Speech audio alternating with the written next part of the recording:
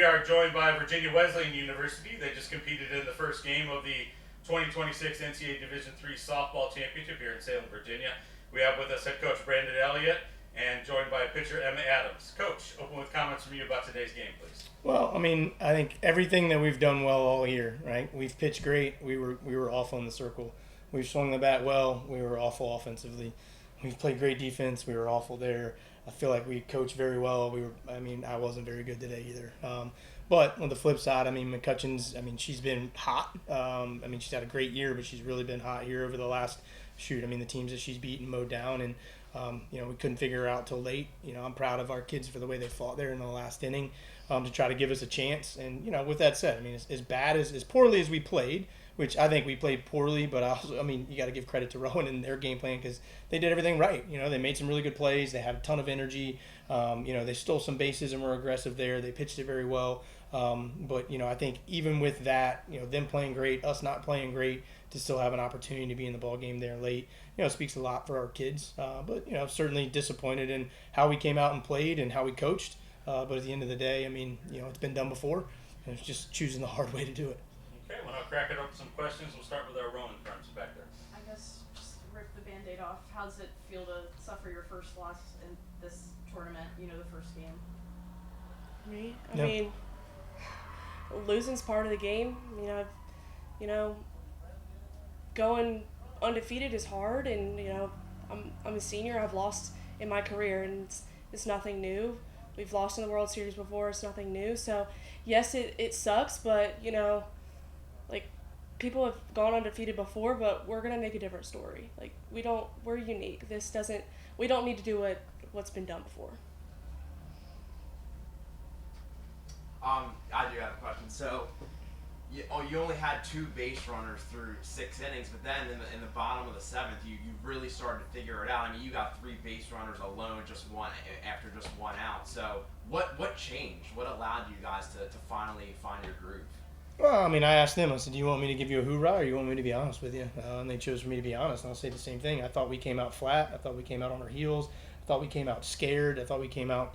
The moment was too big for us, which is super uncharacteristic for us, considering that kids have been here before and you can kind of see it in their eyes. And something happened in the 7th, and I think they just made some changes and adjustments. We hit some balls hard. Lacey Campbell hit a ball. I think it was there in the 6th inning. They were playing her oppo, and she yanks one down the line and hits the ball really well. I thought it was over the right fielder's head. Ball hung up, didn't drop, usually does. Allie Pollock had 2 great swings. One hopper to the shortstop. Shortstop makes a great play. We don't get that. And there in the 7th, she hit a ball in the gap that I think off the bat I thought was going to be gone. And then I thought it was going to be a double in the gap, and it hung out for a sac fly.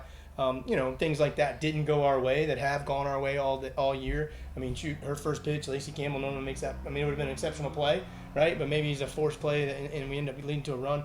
We've been able to make that play all year, and we just haven't. So, I think to do what they did in the 7th, we haven't been shut out in 3 years, 4 years. So that was certainly on my mind for that not to happen. I wish we would have scratched 3 or 4 that inning. But it shows the character and the grit of them. For 6 innings, we didn't play very well. But to show up and still give ourselves a chance to compete and win, I think it's going to pay off for us. Yeah, and Emma, that's kind of why I asked you to come on back here to talk about that character a little bit, the grit from somebody who's experienced with who's going through with her. You kind of led into some of that there when you were talking.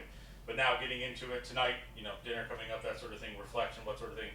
From a player's perspective, what do you anticipate the conversations for you guys being that we know that losing isn't new, but losing is new this year. So talking about it with some of them, maybe some of your younger players that haven't gone through it yet, what do you anticipate that message being like before you get back out there tomorrow? We actually just talked, and, we discussed that every person on this team has a role. A loss and a win doesn't need to be carried on one singular person's shoulders. It takes a collective, and at the end of all of this, we're a family, and we want to see this family win and survive. And as we've said all year, we're going to do whatever it takes. Yeah, Coach, we'll kind of wrap you up here with this one. You and I talked a little bit about some things after that first game of the ODAC tournament when we were here, before coming back to your place where you won the title there. But when you were here, it came out flat in that first game. You felt like a little bit, even though you got the W's, felt like you came out flat a little bit there.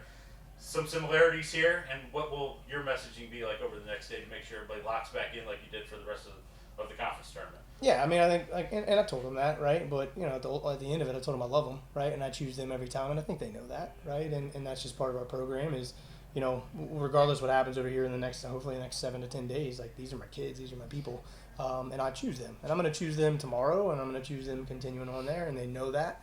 I think it's a tough job for me because you've got to hold them accountable, but I also think sometimes I say the things out loud that most people don't, and they probably don't say to each other, right? And we just got to be better. And the messaging there is just like we weren't Virginia Wesleyan today. Rowan was great today, and they did what they needed to do to win, and that has nothing, that doesn't carry over for us. Like tomorrow, we either have Redlands or Linfield, and we've got to focus on that. And we just got to know that I don't think anybody wants to play us, in my opinion, right? I don't think you're like, oh, I want to go play those guys. And so we've got to carry that torch a little bit, where today we didn't. And then you had a team that was like, I don't really care who you are, right? And they came out and fought with some northern grit, and that's why Kim's won a billion games, because their teams fight like that. So, that'll be the messaging. I mean, it is what it is. It's over with. We can't change it. I told them I'm not going to yell and scream. That's not going to do us any good. It's just we need to focus on what we need to do to get better, try out here to continue to compete, and win one game. Like, we shouldn't be trying to worry about what happens here. We've got to worry about Redlands or Linfield and winning that game, and then we'll see what happens after that. Well, Coach and Emma, we look forward to watching you get back out there tomorrow on Friday here at Salem. All right. Thank you, guys. you.